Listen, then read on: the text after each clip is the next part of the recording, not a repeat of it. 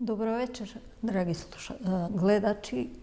И денеска сме во туризмот и мој гостин е Васко Марковски, човек кој се определил да дојде во браншата туризам. Е водич кој има доста контакти со странци и тоа е она што вечера сакам да го направиме како тема и како разговор, да видиме каков е впечатокот на луѓето кои доаѓаат во Скопје. Васко, кажи ни нешто повеќе за тебе прво. Добро вечер, благодарам за поканата. Чест ми е да бидам кај тебе, Гордана. Зборувам на ти, се познаваме долго време. И како би се опишал себе си? Пред се сакам да се опишам себе си како се уште љубопитно дете. И мислам дека тоа е она што ни ја дава волјата и ентузијазмот да напредуваме во нешто што сме се определили да го правиме. Како да се представам? Како едукација, средно училиште, градежен техничар. 2,5 години градежен факултет, за да сватам дека тоа повеќе беше желба на мојот покоен татко отколку моја, решив да пресечам. Турски јазик и книжевност имам, со чешки јазик и книжевност дипломирам на филолошкиот факултет. 15 на години како новинар работев во разни медиуми, радио, пишани, мултимедија. Последните 5 години од новинарството беа патеписно новинарство и документаристика исто така.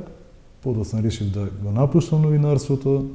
Пријатели кои што веќе беа во туризмот ме охрабрија да се лиценцирам за туристички водич. Почнав, следната година треба да обновам картичката.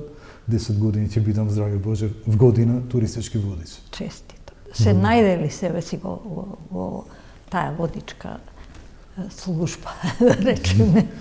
Мислам дека се најдов и многу среќен сум што ме охрабрија пријателите да влезам во тоа. Една работа што им ја кажам на гостите што ги водам, многу ме прави среќен тоа што конечно работното место ми е улицата, а не канцеларијата. Да, тоа е посебна драж. Кажи ми го искуството на луѓето кои доаѓаат. Кај тебе не се луѓе кои се однапред определени или се преку некои агенции, него едноставно пред споменикот на цар Самуил, тука во 10 сат, така. 10 часот е предпладневната, а 3 или 5 попладне, зависно од сезоната, е попладневната тура. Да. И обично секогаш кога сум видела има доста туристи кои веќе научиле дека таму. Кажи ми првичната информација како дознаваат дека можат да дојдат да ве најдат таму. Значи, накој ќе кажам, првите 2 години откако станав туристички водич, работев повеќе во концептот на однапред формирани групи. Нешто што би се ставило повеќе во формата на мас туризам. Да. А ми треба 2 години за да се охрабрам да се придружам на мојот колега Зоран Ставрески, нашиот колега, кој што реши да развива концепт на бесплатни тури. Мене ми беше прво тоа нелогично. Ми требаше време за да се охрабрам, да почнам воопшто да разговарам со него за тоа. Со својата педантност на евидентирање на сето тоа, перформансите на тоа што го работи, ни беше потребно на кафе муабет, за да видам дека тоа има смисла. За сега се повеќе да сваќам, како што и самиот патувам низ светот, дека бесплатните тури се феномен во светот кој што се очекува да ги има секој град. Дури сега се очекува во нашата земја, не само Скопје, туку и другите градови да ги имаат. Значи, како тоа функционира? Турите се нудат безусловно. Значи, нема обврска никој да плати ништо за тоа. Останува професионалноста, како тоа ќе се сработи, шармот, на крај да го даде аплаузот и да го даде наградата материјална на водичот. Значи, наша какова опција, Free Skopje Walking Tours е споменикот на цар Самуил на плоштад Македонија со обедна точка и секој ден носи нешто ново. Не знаеш колкава група да очекуваш, не знаеш кого да очекуваш. Од каде по светов ќе дојдат луѓе, со какви предзнаења, со какви специфични интереси, со какви темпераменти, згодни, незгодни. Така што секој ден е убав предизвик и на некој начин те држи во грч, позитивен, продуктивен грч, секојаш да бидеш посветен да дадеш најдобро од себе што можеш според соодветната ситуација. Колку ми е мене познато, тоа добро функционира и вие имате некоја бројка од 25.000 луѓе кои едноставно имале можност преку вас да го дознаат Скопје и повеќе за Македонија. Така, неодамна и промовиравме таа бројка на платформата на Free Skopje Open Tours. 25.000 гостин беше на еден од нашите термини. Така што бројката постојано расте и јас сум пријатно изненаден ако онаа година пред короната беше рекордна барем во нашите перформанси. Ова дури ги надминува тие бројки. Па тоа е нормално, после короната има една експанзија и потреба на луѓето да отидат од својата земја, да едноставно тие 2 години што ги преседел дома си ја дадат одушката на таков начин. Не се велиме како куќа од Синџир пуштено. Дефинитивно. Меѓутоа мене искрено ме плаши веќе со овие случувања во светот, има веќе и најави да не се патува многу, дека тоа нема да биде повторено и следната година, мада искрено би сакала да имаме што повеќе туристи. Кажи ми од твое искуство, од каде најмногу има гости и колку земји до сега, од колку земји дошле луѓе кои сте ги воделе? Ќе зборувам со свежи примери за оваа година. Оваа година лично јас имам искуство со луѓе од 84 различни земји. Браво. Изненадувањата последни беа Маурициус,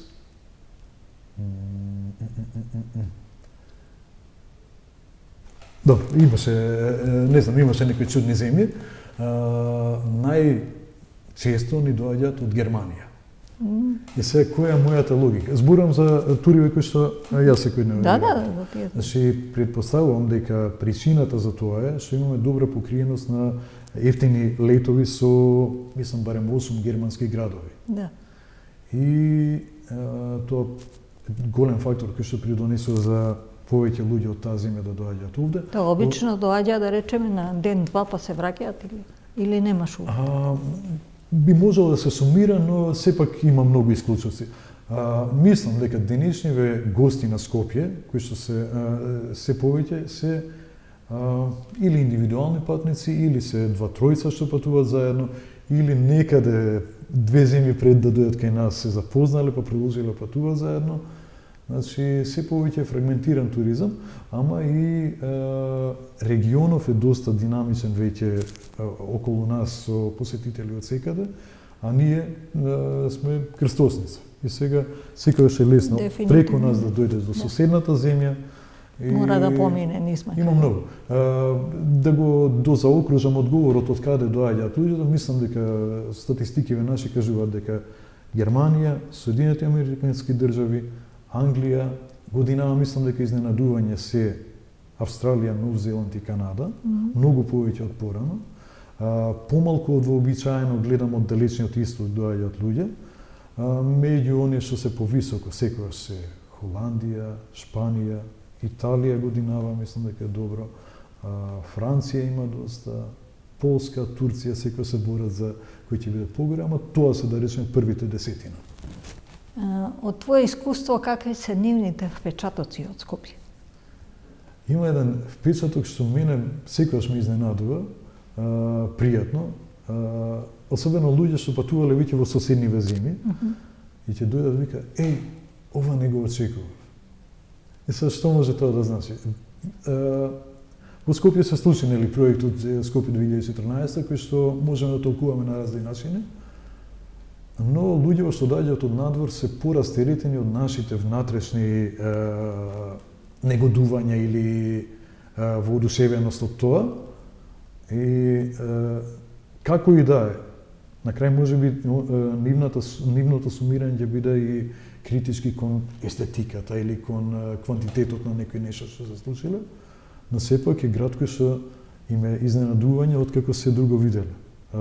И најчесто тоа е во позитивна смисла. Она што ги прави позитивно да биде нивното доживување на градот, пред се е луѓето со кои што се среќаваат и мешавината од разни работи кои што ги пречекуваат овде, како културолошки, како верски, како етнички, како мојот умилен начин на опишување на Скопје на луѓето што ги пресекуваме два збора: раскрсница и мозаик. Мозаик во секоја смисла. Им велам, свртете наоколу погледот сега. Например, се наоѓаме кај камени мост на плоштад Македонија.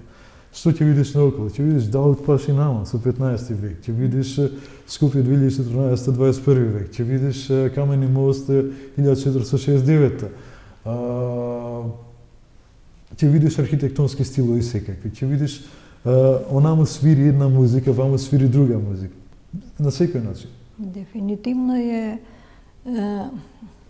Скопје е една мешавина од се, и таа мешавина секогаш оставала еден убав печаток. И моите сознанија се такви со луѓето кои доаѓале. Дали имаат можност да го осетат менталитетот и она што ќе ги изненади како живот во Скопје. Мислам дека Скопје ви е единственото нешто што... Која е релацијата на натурата која вие ја правите? Што... Значи, нели, сите тури го фаќаат просторот помеѓу Кара и Стара железничка станица. Ние одиме малку и понастрана, значи од плоштад Македонија знаеме да скршеме и кај парк Жена Борец и по градски зид да доеме на Стара железничка станица. Низ Чаршија знаеме да поминеме низ различни траси зависно од периодот во годината кога се случува турата. Значи дава добра мешавина од сите периоди, амбиенти, културолошки феномени на Скопје. Многу ми се чини дека тука е улогата на туристичкиот водич важна, за да им го доближи на луѓето не само она што е хардвер, знаменитости и тоа, туку и да ги заинтригира малку повеќе и за културолошките работи на градот, на секојдневниот живот, на дури и она, тешкотиите на живењето во градот, сообраќаен метеж и такви работи. Мислам дека на вашата и Facebook страница и страницата има доста коментари од гостите кои дошле, и тоа е на некој начин повратен одговор колку вие успешно сте ги прифатиле и колку успешно тие го доживеале Скопје. Една од убавите работи која јас скоро ја паметам сега е твојата фотографија на рекламата кај Стара железничка станица, која беше направена без некое размислување и за среќа доживеа едно голем број на коментари и тие брзо ја тргнаа од тоа. Сакам да кажам дека водичот или човекот кој го сака Скопје или човекот кој живее со Скопје секогаш има можност и да влијае на негативните работи кои се случуваат најчесто без некое поголемо размислување. Воведот во тоа ми се твоите книги кои се овдека на масе, кои дека освен водичката служба ти се посветуваш на Скопје, на литература, на пишување, на она што можат луѓето исто да го осознаат без да те посетат пред споменикот на Цар Савој. Кажи ни нешто повеќе за тоа. Значи, книгите кои се тука пред нас се плод на, да речеме, барем една деценија работа, започната како новинар, но исто така и со возбудата и љубовта кон книжевноста која што ми ги даде студиите на филолошкиот факултет. До сега имам објавено 4 различни книги, тоа се, две од нив се поезија, две од нив се, една е избор од репортажи, друга е публицистичка. Што можам да речам? Прва беше ова збирка поезија Корпоративно утро. Таа е во стилот на традиционалниот јапонски хаику, но не е инспириран како традиционалното хаику од природата, овде е инспириран од периодот кога како новинар работев во една корпорација. По неа ме охрабрија пријатели во издаваштвото да почнам да ги објавувам во книги работите кои што ги имам објавено како серијали во печатените медиуми. Прва меѓу нив излезе првото издание, еве го на Урбани легенди серијалот кој се го објавува во тоа време во неделникот Форум. И од таму потекнува и нашето познанство. Познанството потекнува од другиот серијал од Непозната Македонија. И сега ова вечер ми е посебно онака драго и интересно што овој пат сме во обратни улоги. Тогаш јас бев новинарот, ти беше туристичкиот водич и консалтингот во приказната за Крале Марко, која се настави како Крале Марко суперстар. Колку една историска личност може да проникне во туристички бренд на незамисливо многу можни начини. За жал тој бренд не зажига. Јас го работам, се уште сум председател на Сдруженијето King Markoland, земјата на Крале Марко, со намера да развиеме еден тип на туризам низ легенди. Ние нема место кое нема некоја легенда и кое не е врзано со тоа. Имаме храна Крале Марко, најчесто ме прашуваат што е тоа, кога немало компир, кога немало пиперка, патличан и се тоа, да, пред да се открие Америка. Имаме разработено сувенири со занаечи, меѓутоа самиот проект не успеа да заживее онака барем како што јас очекував дека е тоа еден тип на туризам кој ќе им биде интересен на нашите посетители од странство, наменето за тоа, а освен тоа да се расшири како еден балкански бренд, бидејќи Крале Марко го има и во Бугарија, и во Србија, и во Босна, и Хрватска, и Албанија, и Грција може да се сретнете. И бев длабоко уверена дека тоа ќе биде добро прифатено и едноставно да функционира како нешто што може да се развие во еден тип на понуда која нема во другите држави. Регистрирано е со авторско право за Македонија, Србија и Бугарија, со намера да со нив се направи соработка и да тоа се едноставно расшири. Јас длабоко сум уверена дека тоа може да биде не само Крале Марко, ние имаме многу јунаци кои на таков начин може да бидат приказна или да бидат тип на туризам и она што може или што не знаат странците да го чујат. Мислам дека такви работи нас многу ни фалат.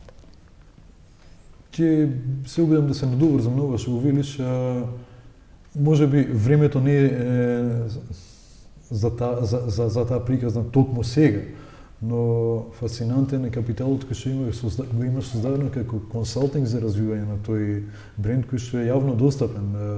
Јас фасцинантна е таа посветеност и вака еве и во оваа пригода сакам јавно да ти речам Гордана, ти благодарам што си пример за другите. Секој нека си го најде својот Крале Марко, својата приказна и нека си ја работи. Точно. Ќе го спомнеме тука, например, нашиот пријател Стефче Донески од Кратово. Да. Значи, Стефче е исто една приказна сама за себе. Следење на својата најелементарна љубопитност, до каде може да отиде човекот во својата посветеност, да дојде до реставрирана куќа која што има свој музеј, да изгради бренд, да изгради храна која ја продава. Подробна градска куќа. Дефинитивно. И храна и сето тоа. Значи, во секој град може да се најде таква посветеност и од секој град да се направи. Не само тоа, мислам дека Стефче успеа од својот бренд кој го тера и својата посветеност на таа работа да го заинтересира градот да заживее туристички. Пред тоа Кратово беше мртов град. Иако има навистина многу приказни кои ги нуди, многу можности да тоа се разработи како треба, он само од себе живе. Едноставно покрај Стефче градот пркна. Се сеќам на една средба која што тие имаше организирана во Ореофлат. Такви луѓе, како Стефче од Кратово, како Моне од Джипчеште, како кој се немаше, Бабино со библиотека. Значи, тоа е еден голем расадник на можности што ги нуди. Потенцијал кој што може сосем друг слој на туристичка понуда во нашата земја да даде. Токму тоа. Токму тоа. Меѓутоа, мислам дека се нема осет за туризам кај нас во рамките на државата. Мислам дека луѓето кои се поставени на местата да го водат туризмот немаат туристички потенцијали за да тоа може да го разберат и да можат да едноставно го усмерат туризмот во некои правилни води. Мислам дека сега туризмот кај нас буквално плива во некоја варијанта на интереси, на желби, на можности. Нема еден зацртан пат по кој може да биде препознаен. Ние, ако тргнеме од бренд Македонија, ние немаме соодветен бренд за туризам кој ќе кажете. Ја најчесто моите гости ги прашувам кога доаѓаат од Панче Велков, од директорот на музеот, е во Франција многу често. Како французите и дали ја познаваат Македонија. Најголем дел од странците немаат, кои ќе го знаат зборот Македонија и знаат дека е тука некаде на Балканот. Многу често не мешаат дека сме во пределот на Грција. Значи, го немаме она препознатливо точно каде е Македонија. Како е со твоите гости кога доаѓаат? Сте воделе муавет на таа? Сакам само малку да се надоврзам на ово претходно што го кажа. Значи, јас некако сум непоправлив оптимист во смисла дека подобрувањето на понудата во туризмот кај нас не зависи толку од институциите колку што зборуваме дека зависи. Да, меѓутоа треба поддршка. Поддршка е одлично да има, ама нема пречка никој од нас. Значи, сите овие примери со претходно ги наведовме, Стевче, сите овие работи што ги правиме. Еве и ова што го работиме со Зоран. Сето тоа е, знаеш, јас израснав како панк рокер. Да.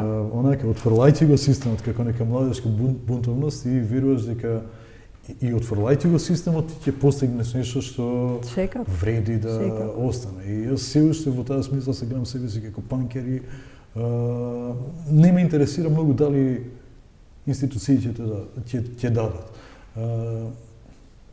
Битна е она и со која мисла влегуваш во било која работа и во туризмот исто така, дали ти е пред се мислата парите што ќе ги заработиш или да си заиграното дете, да инспирираш и други луѓе. Знаеш, јас бидувајќи секојдневно на улиците, практикувам една работа што е многу едноставна и бесплатна да се направи. Со секој што ќе се видиме во чаршијата, по улиците, да се кажеме или работа. Да, сме имале прилика тоа често. Сосем друг мотор онака покренува сето тоа и знаеш, кога е мислата позитивна и перформансот на турата, доживувањето на турата и сето тоа оди понатаму така. Ни на крај памет немам тука дека би можело држава да помогне нешто или институција. Во смисла на работи, например, има кои што стварно треба да се помогнат. Например, елементарната инфраструктура туристичка.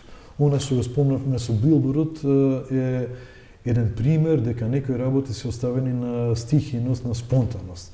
Некому му текнало да стави билборд за реклама, да го скрие погледот на часовникот 5:17 на музеј на град Скопје, на стара железничка станица. Во таа смисла, да, потврла државата, потврла, например, патекиве по трасата на која што секоја тура поминува, ако не е застана место чадор вака да им покажам, припазете овде да не се сопне, ќе треба да по градска болница се луѓе. Или е него платото кај Стоковна мост, кај Универзитет Југоисточна Европа сега не влезат на чаршија. Колку време испокршен тој плочник и никој не мисли вирови се собираат и сето тоа. Знаеш, понекогаш имам онака чувство како градот да нема и државата која е надлежна во тој простор или општината, како да не е свесен колку луѓе посетители поминуваат низ денот, низ месецот, низ годината по тој плочник кој се запуштен. Јас сега скоро снимав еден разговор за Евлија Челебија, кој доста има напишано за Скопје и има една мала уличка, не знам дали ја знаеш, нема ни табла на низ. Известувањата, правењето на приказна почнува од се, ако е добро организирано. Вие ако имате една табла Евлија Челебија, ако имате еден краток надпис што кажал за Скопје, ако имате камила, за да покажете дека тука некогаш врвеле камили, трговци со камили кои престојувале, кои едноставно денеска кој им кажете на луѓето се чудат и не веруват, сосема поинако ќе биде доживувањето. сосема поинаква ќе биде приказната кога ќе се вратат дома. И тоа е нешто што мене ми пречи во смисла на тоа дека она што го имаме не знаеме да го искористиме, не знаеме доволно добро да го презентираме. Однесе со мислата во една споредба кај што неодамна правев семена, нешто патувавме до Охрид на некој викенд и констатирав дека од секогаш во Охрид забележувам поголема креативност во сувенири, например. Да. Истиот потенцијал го има како културолошко милје и Охрид, можеби повеќе, и Скопје го има, со сите слоеви од римско и османлиско и византиско и натаму.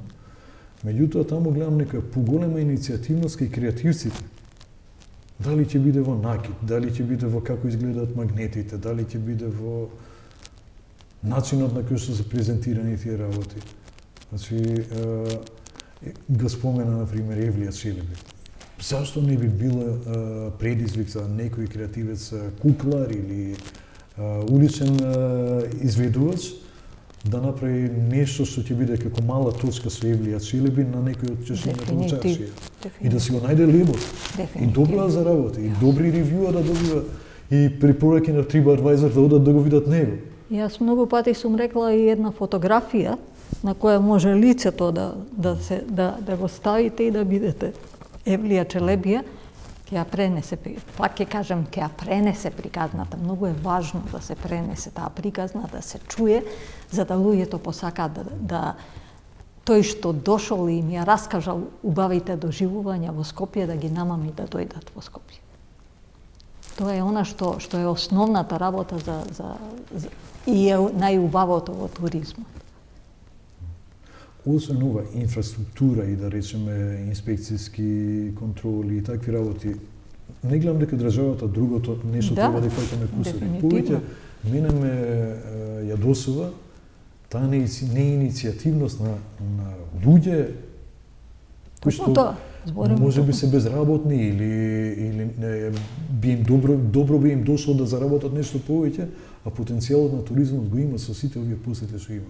Например, има еден, мислам дека професор по ликовно образование во средно училиште во Зефлеш Марко, училиштето, кој што е уличен сликар кај Постадов, кај турист. Значи, фасцинантен, посветен, си го работи секојдневно тоа, си го нашол тоа. Значи, има, за секого има место. Можности и тоа што велиш за секого има место се такви токму. Меѓутоа, мислам дека во младите не се доволно свестни на потенцијалите и нема кој да го упати во тоа дека неговото место може лесно се најде. Тоа останува на поединци кои ќе се најдат себе си, кои едноставно ќе сватат дека од тоа може да се живее. Дефинитивно, секоја можност за развој и можност за туристички презентации постои и од тоа може да се живее добро.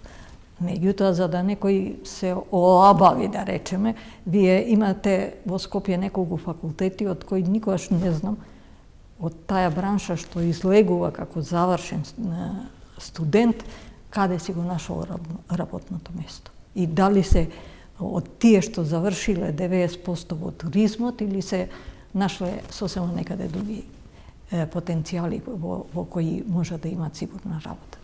Тука ќе се вратам на моите студии по турски јазик и книжевност. Значи, нам ни беше кажувано кога студиравме, дека не спремаат нас како генерација која што ќе преведува македонската историја од турските архиви. Накусо ќе речам дека според мене тоа беше нецелосна програма, затоа што историјата главно е на османско-турски јазик, кој што во 4 семестри Истиот проблем го има со Крале Марко. Сега што е работа? И од сите нас, да речеме 100 студенти можеби дипломиравме таму, дали 2-3 го користат професионално она што го учеле таму. Ќе се бројам себе си тука како еден од студентите кои што се уште работат книжевен превод од турски на македонски. Предпоставам истото се случува и со факултетите за туризам. Сега тука е прашањето, мислам, кој со каква мисла се запишал. Дали се запишал на факултет затоа што му треба високо образование или затоа што навистина решил да биде во туризмот. И многу често испаѓа дека да се заврши високо образование, па после кај ќе одиме, ќе правиме, што ќе правиме. Јас почнав архитектура, животот ме однесе на туризам, немам школо туристичко, меѓутоа љубовта кон она што го работев и можностите кои ми ги даваше, едноставно и денеска ме води да јас сум посветена на тоа, да речеме во социјалните мрежи. Јас имам преку 70.000 луѓе кои ме пратат, што е на некој начин нешто што ми дава обврска секој ден да Државата не ти помогна, ти го направи тоа. Дефинитивно. И она што сега ми е дадено можност во оваа телевизија да водам емисија за туризам која оддавна требаше да постои, едноставно да се зборува за Македонија и незините потенцијали. Со задоволство го правам, бидејќи очекувам дека младите колку толку ќе допре нешто до нивното уво низ овакви разговори како што е со тебе, да речеме, да подразмислав дека еве бесплатен воздич е нешто што не е без пари, него е на начин на представување и можност како да им го представиш тоа на туристите, а сепак да имаш и од тоа бенефит. Верувам дека... Што пак не те ограничува. Мислам, јас лично, тоа ми е базата на работа како туризам. Разни фестивали, разни други опции, цело време се игра. Апсолутно. Цело време имаш некаква можност за да си правиш контракции на умот. Нешто што ќе те однесе во сосем поинаква клиентела, каде што други предизвици имаш ако отиде и ќе се осеќаш како расипана плоча. Туризмот е нешто што бара секакви познавања и да си упатен во се она што треба. Ако сакаш да бидеш добар туристички работник. Така да апсолутно мислам дека нема слободно време или нема ориентација, се овие 2 сата ќе ги отработам и ќе си одам дома, тоа е тоа. Посветеноста е многу битна и во секоја друга работа, меѓутоа мислам дека туризмот бара малце повеќе од тоа. Кажи ми, твојот впечаток меѓу најбројните туристи по некои статистики се турците. Тоа веќе зборуваме за оној формат на претходно организирани групи. Да.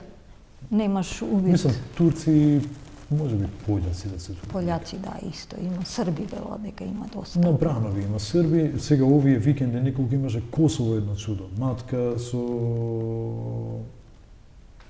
чаршија комбинација. Кажи ми, какви се твоите впечатоци, матка, во денешна состојба? Матка ја знаеме, Гордана, од многу давно. Токму заради тоа те прашувам. Дали имаше Бовтана споделено од оние фотографии кога е празно платото кај Свети Андрей. Токму ради тоа те прашувам. Види, бидејќи ја знаеме матка и како нешто што некогаш било, кога повеќе ги имаше карактеристики на манастир, Свети Андреј, може и да се ја досуваме, што сега е претворено нешто сосема друго во ресторан кој што понекогаш ми е лично можеби страв да седнам, поради цените.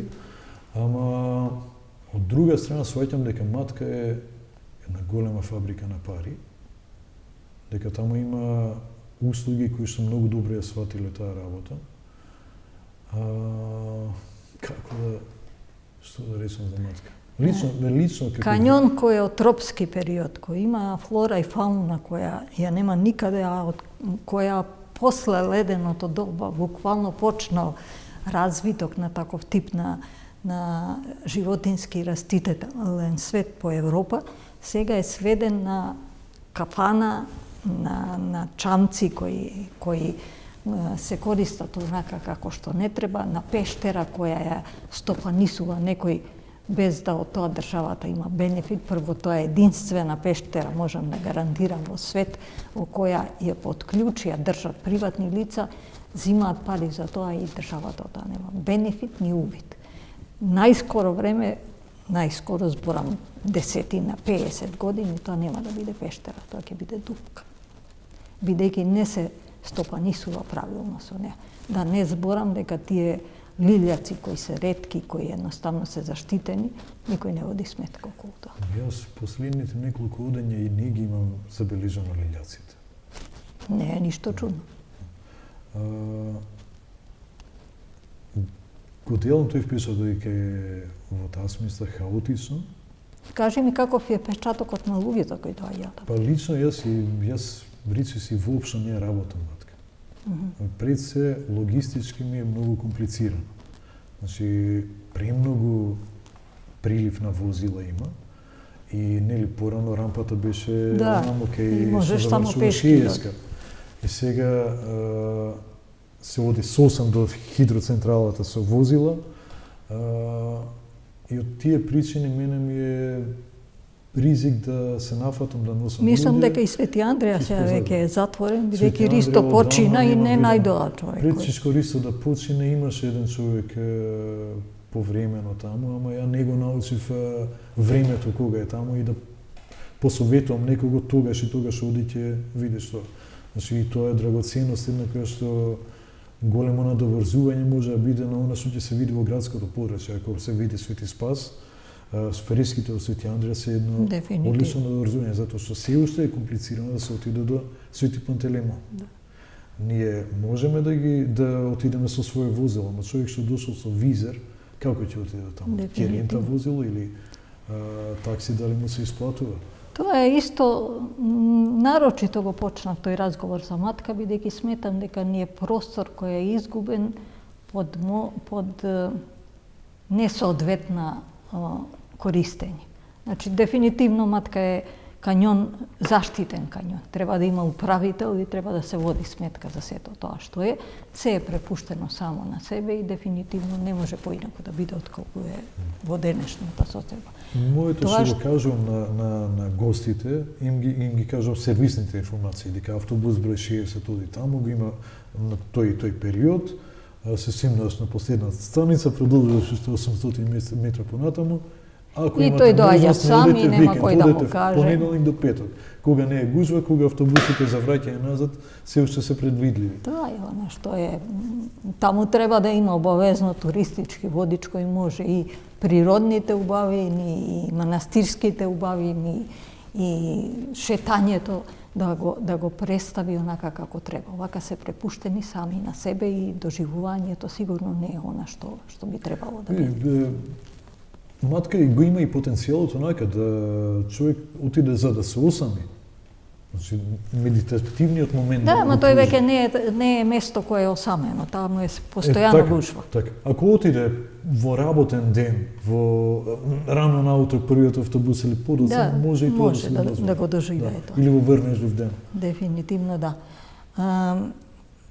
Дали доаѓањето на странците во Скопје, било да е тоа попатно или е намерно или е со некоја препорака, е доживување кое го очекувале и го доживеале, или е во најголем дел изненадување она што ќе го доживеат?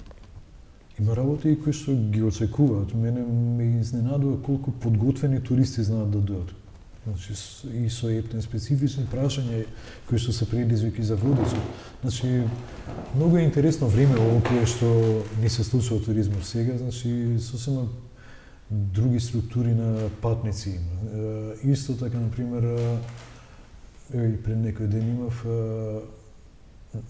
места во нашето обкружување, како Банско, например, стануваат колонии на дигитални номади, кои што за ефтини трошоци на живот си го живеат работниот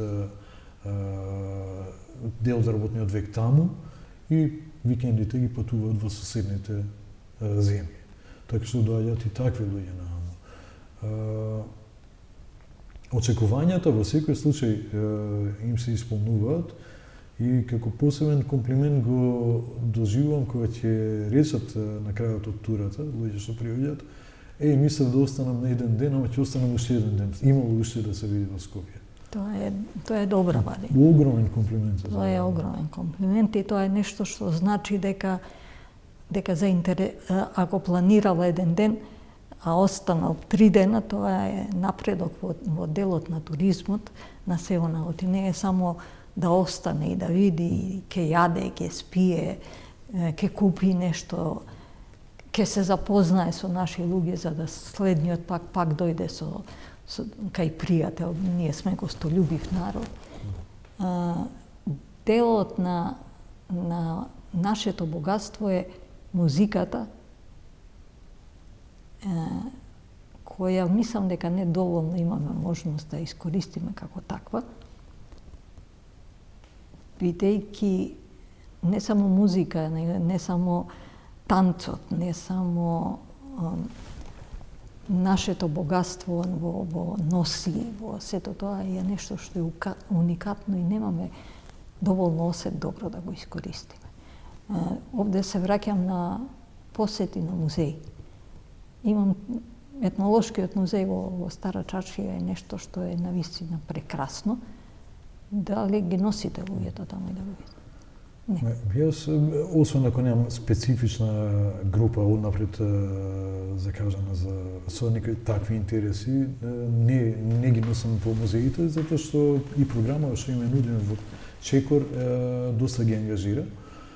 Сервисните информации за сите попатни музеи им ги кажуваме. Кажувате па оставаме. И секогаш им е кажано во текот на турата, на крајот на турата, ако имате посебни интереси за музеи, за галерии, за такви работи, ги имам информациите во себе, кажете, ќе да ги упатите. Да. Музеите како простор за да се види такво нешто се навистина уникатно место. Криво ми е што состојбата на етнолошкото одделение на Музејот на Македонија е непредвидлива. Нели имаше проблем со прокапување таму, па работите некојаш беа во депо, некојаш не беа. И сега ние како водичи треба цело време да бдееме над дали ја воредили. Ако има веб страница со ажурни информации конкретно од музеја, а некои немаат никаква. Сега не можеме ние во Чекор да ги следиме тие работи на дневна основа, или дали им текнало за државниот празник да работат или не, а едно е декларирано на сајтот. Значи, ние тоа што го знаеме го кажуваме. Тоа со празниците исто посебна приказна. Мене многу пати ми се случува да луѓето мораш да ги прошеташ, а едноставно таквите работи се затворени, недостапни на луѓето. Музеот на град Скопје е нешто што во секој случај има некоја своја приказна и можност да се види, ама нема доволно време да. Вештина на водичот е секогаш некакви џокери да има од тој квалитет. Значи секогаш ќе знам да им кажам, ќе дојдат недела, понеделник музеите се затворени, веќе вторник не се тука. Секогаш има некои џокери да им се каже, ќе појде во понеделник Свети Спас е отворен. Мустафа Пашина џами е отворена, спомен куќа на мајка Тереза е отворена. Значи секогаш има нешто да се види додатно такво. Во поглед на музиката и на носиите. Значи исто така ми е она како се јадосвам што нема иницијативност, знаеш, како улични перформанси. Да, дефинитивно. Тоа е еден сегмент кој нас серија кои што се многу интересни, ама они се со анадолски фолклор. Значи не гледам освен еден што имаше со Чифтелија, што пиеше албански песни на влезет на Чаршија. Колку плоштадчиња имаме веќе во градов кои што се без содржина од човек што ја прави. Например, плоштадот кај црквата Богородица е одличен за некакви настани. Значи, мали интервенции во простор како мал фолклорна точка, како играорна точка, како музичка точка. Има место за секој. За жал, при крај сме со разговорот. Мене ми е многу драго што ми беше вечера гостин. Мислам дека и на гледачите ќе им оставиме простор да размислат колку го знаат Скопје и колку има можност да го доживеат онака како треба, дека вие сте им на располагање секој ден пред 1-2 во годината не. Да, така да очекувам дека барем на некој начин побудивме интерес и дека ќе имаме можност да ги видиме заинтересирани. Огромна чест ми беше, Гордана, ти благодарам за поканата.